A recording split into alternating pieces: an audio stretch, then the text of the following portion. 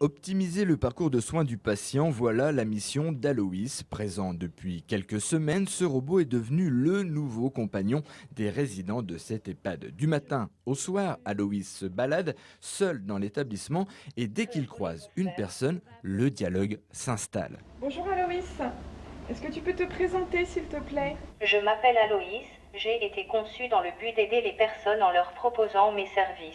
Il s'appelle Aloïs, alors ça veut dire assistant logistique informatique de santé. C'est l'assistant de l'aide-soignante qui a des missions de surveillance dans la maison de retraite et aux alentours, qui a des missions d'échange avec les résidents pour les stimuler.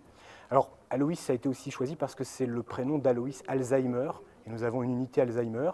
Et donc l'une de ses missions, c'est de stimuler les patients. Vous savez, quand on a des problèmes de maladies de dégénérescence ou de démence, ce genre de pratique de stimulation avec des tablettes tactiles est très intéressant. La vie de cette maison de retraite vient donc de faire un pas dans le futur. Aloïs a plusieurs cordes à son arc, de la surveillance des résidents à leur confort. Il sert à mettre de la vie dans la salle à manger quand les aides-soignantes sont occupées.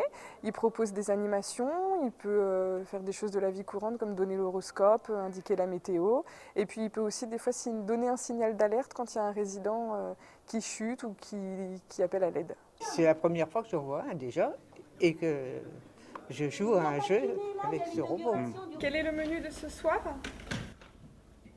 Ce soir, le menu est composé d'un potage, de cannelloni, d'une salade verte et d'une compote. Pour programmer ce robot, l'hôpital de Troyes est en partenariat avec 2 étudiants de l'UTT. Depuis 4 mois, il développe ses fonctions. Donc on a une partie où on lui fait connaître les lieux, donc on appelle ça la cartographie des lieux.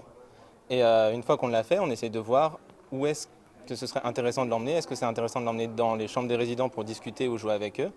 Ou est-ce que ce serait plus intéressant de le laisser en salle d'animation pour prévoir des animations avec les aides-soignantes d'un côté et les résidents de l'autre? Aloïs est pour l'instant en test. Si son stage est concluant, l'hôpital de Troyes pourrait lui signer un contrat à durée indéterminée. Un robot comme celui-ci coûte entre 5 et 10 000 euros.